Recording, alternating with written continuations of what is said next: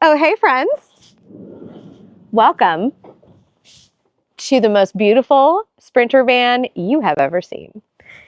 Inside, we literally have hundreds of plants. I have been hard at work prepping for all my clients, designing, sourcing all these magical little items that are going to go into these wonderful gardens. So we've been hard at work. It's been a really busy past 2 days getting the initial pull ready for container design season. And I want to start off by showing you some shady plants.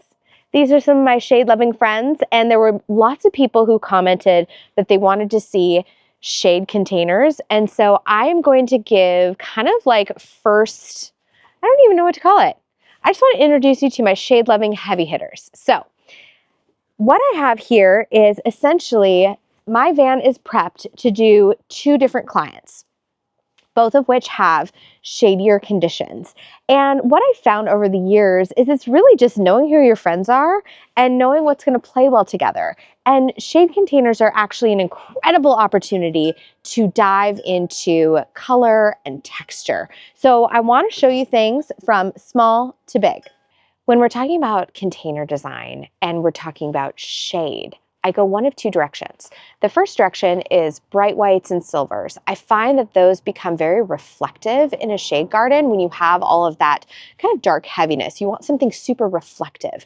The other end of the spectrum you can go to is super punchy, saturated colors, and they have the same effect. It's like using a neon highlighter in your shade container. So regardless of which decision you choose to make with regard to color, so either like bright punchy or classic white silver, you are going to want to build in a lot of contrast. Think of it this way. If you're designing a shade garden and you squint your eyes, you're not going to notice as much detail. You're going to notice contrast. So that's what we're going to utilize when we are designing a shade container. So right here, I'm just going to do a little brief overview of some things I reach for time and time again, some combinations I love, and some things to look out for. So let's start small and work our way towards the big stuff in the back. When we're talking about small stuff, these are things that are draping down the face of your container, little things around the edge, those little detail moments that are really nice. And you're going to notice I have texture and I have bold punches. So starting off, we have a couple of different mosses. This one you've seen me use before. This is Janella Brownii. I feel like it looks like a tiny brain. Really great heavy hitter. This is a Sagina, kind of a Scotch moss here. What I really love about both of these textures is there's a brightness to it. So anytime I pair this with a mid to dark tone green, it acts as a highlighter. And again, when we're talking about shade, we want bold, contrasting combinations. Other things that I frequently use around the edge of the planter is this little guy. This is Lismachia. This one happens to be a variety called Goldilocks. There's the straight species, which is Aria, but a chartreuse trailer. Another really good one that they didn't have at my nursery, but I really reach for a lot is Golden Bacopa. That is a very fun one as well. And again, bright. Now, this is actually a sun lover, and I've tried this in the shade garden and actually did okay. Now you're not going to get a bloom off of this, but I'm not really using it for the bloom. I'm using it for this crazy silver, beautiful foliage. This is Lotus Parrot's Beak Vine. And it is, like I said, this is one for the sun. But quite frankly, I've used this in part shady conditions, and we're talking pretty heavy shade, and it is beautiful. It's never going to flower, but it's a great texture. This is a Lobelia. This is Magadi Dark Blue, and this is another one that I'm going to use. I've actually used this in pretty heavy shady conditions. It does need a little bit of sun to flower, but this is lovely. So if you only get maybe like a couple hours in the morning, this is still going to go for you. It's really great. Oh, one other thing.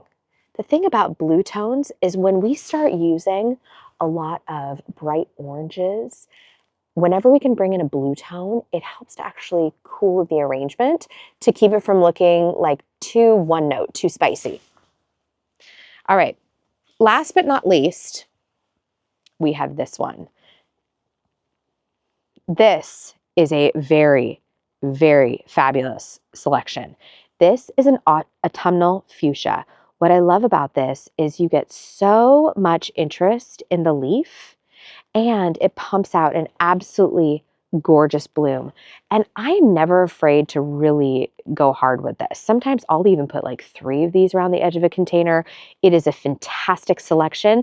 And what's interesting is this is kind of a bridging plant. So I can use things that are orange and red, but it's gonna kick out a pink bloom. So it's almost like I can marry so many different color schemes together with this guy right here.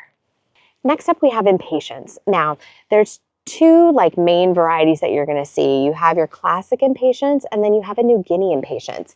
This one is one of our classics. This is a white. This is Amara XDR. And I like to, well, actually, I've pulled this in 3 different colors. And I love to mix them together. So I have pulled it in this bright white right here. You can just barely see it coming up. I've pulled it in this violet, just really, really intense purple. It's super, super fun. And then I've also pulled it, I've got 2 trays of it back there, in an orange color. And what I love about this is I'm matching strength of color to strength of color with a bright punch of white, okay? And so we can actually, let me show you this guy.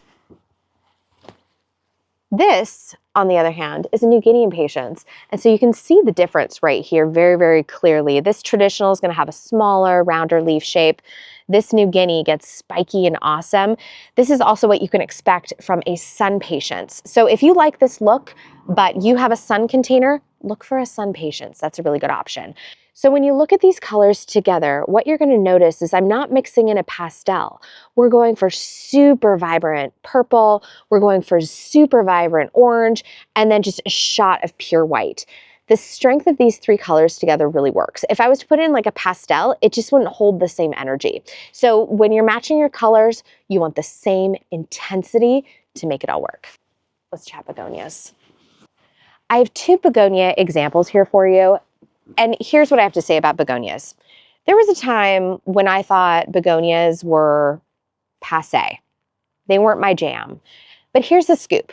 Like any flower, it's really a matter of finding the right variety that sings your song. So I want to show you 2. There are like 8 million more. I mean, I could do a laundry list of the ones I love, but these are 2 that I'm reaching for my containers that I'm installing tomorrow and Monday. So first and foremost, we have a ragar begonia. This begonia is really, really sweet. It has a bit of a darker leaf and this bloom on it, they just go and go and go. And it looks almost like a rosette. This is phenomenal. It comes in peach, it comes in orange, it comes in light pink and dark pink, white, any color you can imagine. This comes in it. And I am loving, this one is a variety called Karen. And I'm loving it for this season because you get this real beautiful peachy center, but the bud has this strength of orange that coordinates with a lot of these other things. All right, this next one is Begonia solenia chocolate orange. Let's see if that comes in here. There we go. This is another phenomenal begonia. Now, when it comes to begonias, this is where we get to play with leaf color, which is going to add an added dimension to your shade container. So you can see I went with like a mid-tone green. They've got bright greens. They've got some really amazing, like there's one called Canary Wings that has a super chartreuse leaf on it. It's amazing. This one, I wanted to bring some real heavy depth in here, and so that's why I chose this begonia. This one is really, really amazing because it has this chocolatey leaf, and check this out. This phenomenal frilled out center. This one actually reminds me of a lot of the nonstop begonias that you're going to see, and nonstop begonias come in a light leaf as well as a dark leaf. Again, begonias, don't sleep on them. They are such an amazing workhorse and they just go and go and go. And when you get some of the bigger varieties, I've literally had these drape down feet, like 3 feet. It's been phenomenal. Canary Wings and Dragon Wings did that for me. They performed brilliantly in the garden last year. As we get a little bit bigger, I want to talk about ferns and grasses. Like I said, texture is king in the shade, and so I want to show you a couple examples. Now, when we did the pot by the front door, you did see me put in a little autumnal fern, and that is fantastic, and it is just a great, great performer, but I wanted to show you a more interesting fern that kind of sparks a little bit of that creative imagination. This is a hart's tongue fern. Now, what's really cool with a hart's tongue fern is this gives you a hint at what it looks like to add a tropical to your outdoor arrangement. So in the tropical family, now this is actually one of our natives, but it does have that very tropical look to it. So if I was going to add something tropical, I could add an asparagus fern. I could add a caladium. They aren't out yet. It's not warm enough, but all of these things are really amazing additions to the garden. And this is where you get to kind of fudge the lines of bringing something that you typically would only have inside and bring it outside into an arrangement. Another addition that's about the same height would be a grass. This is one of my favorites. I design with this all the time in the landscape, in the container garden. This is a Japanese forest grass. This is called, the botanical name is Hakonocloa. This one is the areola. So there's all gold, which is just a flat chartreuse. But this one, if you can see it right here, you get this beautiful stripe going down the middle of this blade of grass. And this is a phenomenal addition. And what I love about this is as it gets going, it kind of sweeps to one side and cascades down the edge of your container. And when you're planting, this is actually a really good point. When you're planting a container, I always like to soften the rim. If everything is just really tight on the inside, your container looks uptight. It looks like it's not having a good time. We want it to feel like it can take a deep breath, like it can relax a little bit. So that's always what I'm going for. Moving on from some of these textural bits, I want to show you some Coleus. Coleus is, again, a workhorse, and I love to vary my Coleus. And what you're going to find is you will find some Coleus that act as a trailer cascading over the edge. There's one called Wedding Train. There's also one called Lava Rose. Lava Rose is sensational. It has a really tiny leaf, and that's a really great cascader. The ones that I'm going to show you are more upright. And these I have planned for, I've got this trio of really, really tall containers, and I need something like just beefy to go in there. So this is Coleus Kong Jr. Rose. And it has, you can kind of see versus my hand here, this will become absolutely monstrous in the garden, and I love it that way. This will fill out a container. When we have all this little strappy foliage, you really want something beefy to contrast with it. I also have this little one.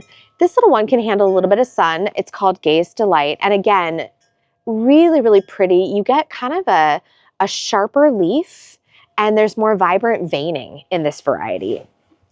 And then this is an interesting one. This one is new to me, but I've actually planted with this series quite a bit. So Coleus has a series called Main Street. There's Main Street Abbey Road. This one happens to be Main Street Alligator Alley. So I don't know what that's about. But what I liked about it is it's almost like the Kong Rose except in junior form. So you get a really beautiful serrated edge. You get a little bit of pink coming through the middle. So I'm going to try this in a couple of containers that I'm going to watch more closely. It's going to be really fun. All right, next up I want to show you something that I will use as a supporting kind of mid-layer element, maybe right next to a centerpiece. But then when this bad boy gets bigger, it will be a full-on gorgeous centerpiece. This is Fatsia Spider's Web. This is phenomenal in the garden, and it looks so sweet with all of your bright, bright whites. This in and of itself is a showstopper. And so oftentimes I will do this very, very simply with maybe an underplanting of moss or maybe a beautiful kind of skirt of that classic white impatiens that I showed you earlier. But this is really, really great. Oh, and if you want to go more like rock and roll, pair this with black mondo grass. You could pair this with some asparagus fern. I mean, there's a lot of different ways that you could cook this, but this is kind of an unexpected touch. And so one I think you should look at. It's a very fun one. All right, last but not least is another item that's similar to the fuschias spider's web. These items can be used as a centerpiece, or they can be paired with a much more stately centerpiece as a supporting element. And this is a fuchsia. This fuchsia is phenomenal. I have two here. I have, this one is fuchsia firecracker. Ooh. So this one is fuchsia firecracker, and I'm going to bring you in close here. Firecracker, you can tell the difference because it has this mottled leaf. And you remember how at the beginning of the video I was trying to kind of talk to you about having some reflective qualities. This mottling, it actually becomes almost a little bit white. And so it does have that reflective quality in a shade container. And then when these burst open, they're kind of like a very corally color. Very, very pretty. This other one is called Fuchsia Gardenmeister. And this one is something that I go through, man, maybe like 50 of these, maybe more. But this one, the blooms are a little bit more subtle. They've got a little bit more of a pink quality to them. And this is lovely. And in fact, one of the things that I was looking at, just to give you an example, actually, maybe we should do an example. Should we do an example? We should do an example. Because I wanted to show you, I was getting really excited because when you look at this, okay, let's bust out the template. Let's do some trial and error. We're gonna do some container design on the fly. And I'm gonna show you different things I do. So in case you guys missed it, I did Container Design 101, where I kind of showed you my template trick of bringing in a template to work on when you were shopping at the nursery. Now, I already have centerpieces in the containers that I'm designing that I'm going to be keeping, but let's pretend we're starting from scratch, and I'll play with some of the elements that I'm going to be bringing in. So we can say, all right, we're going to use one of these Fuchsia Gardenmeisters for our centerpiece. I'm going to place it, say this is going up against a front entry, so I'm going to put it against. Next, look at this, bringing in this gorgeous Coleus Kong Jr. And then I really wanted to get more brightness going on, so I think this is phenomenal. I mean, it's just like you get a little bit of the dark green, bringing in here. This Gardenmeister, it actually looks iridescent. So beautiful, but I want more. I always want more. So we could take a look at, oh, actually that is really pretty. Okay, maybe I would scoot that over more. Maybe I would put this here. Okay, that is very pretty. And then maybe what I would do, actually, let's take a look at this. Oh, see, that's kind of pretty too. You know, actually, I don't think I'm going to do that. Let's try this. Bringing in some of this fresh white. I think that's actually the ticket. Okay. Bringing in some fresh white. I might plant a couple of them. And then to pull this chartreuse over here, I might bring in some Creeping Jenny, some of this Lismachia trailing out the front. So check that out for a little instant arrangement. Okay, I think we need to do another. Okay, we're going to do another. Okay, so now let's pretend I'm designing for one of my clients that really loves maybe more quiet moments. Okay, so let's take this apart. Maybe we play with that. Let's see how this goes. I almost feel like that's too much spotty competition. See how it's like modeled there and modeled there? I don't think I like it. Okay, so we're gonna pretend this is our centerpiece. I do think we need like a little strappy grass that's like super chartreusey and fun.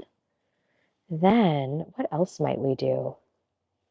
You know, this is one of those situations where I actually might just bring in some beautiful chartreuse mosses and then flood this whole thing with white.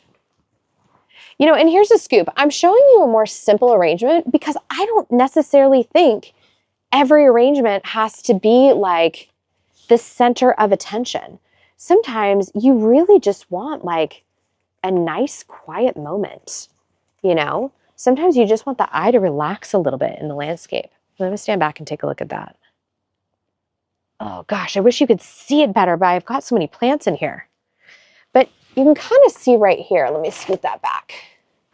When you come in here and you just have this beautiful reflective moment of just a bit of this white impatiens, strappiness of the grass, the mottled leaf, I feel like this is just kind of enough, you know? Like, let's not just go so hard that we lose the ability to appreciate all of these awesome little plants. Okay, I think we should try one more. Let's try one more. So now let's play with the firecracker for a second. Let's think of what we might want to do here. Maybe we want to bring in a little bit of that. That's also feeling a little dark.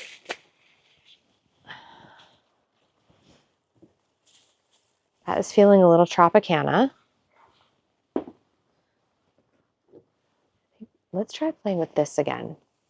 We've got a mottled, we've got a stripy.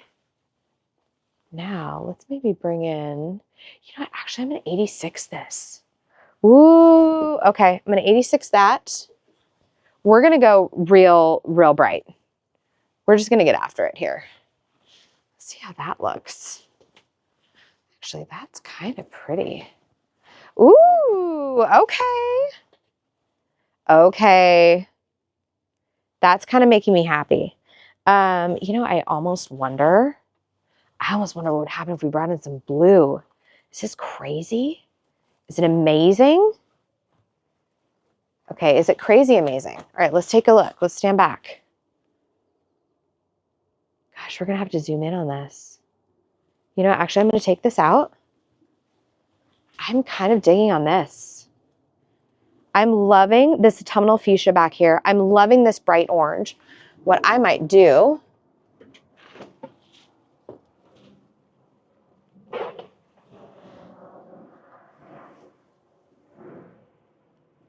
and I don't know if this is going to come through on camera, but what I might do is I might bring in even more orange.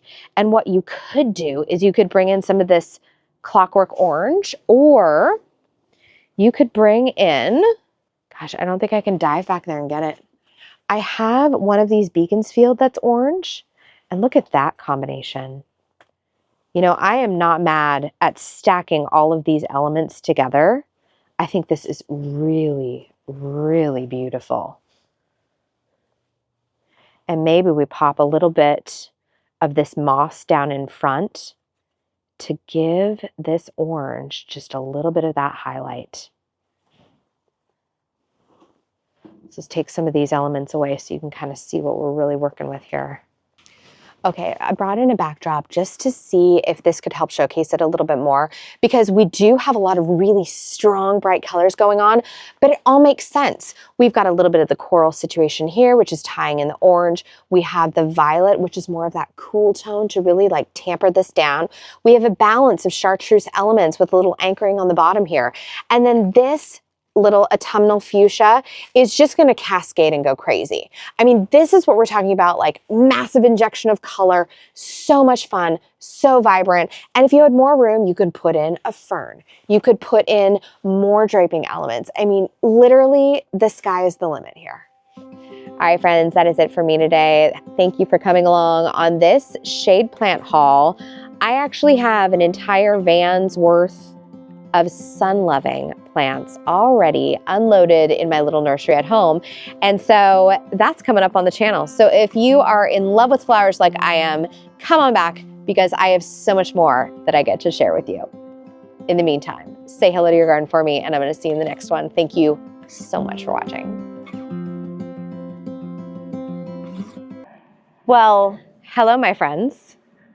Welcome to the van of pleasures. No, that sounds creepy.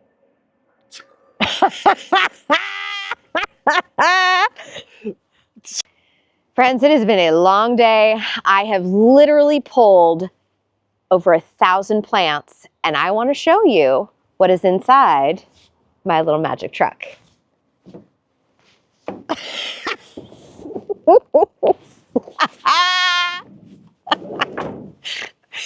This is so stupid.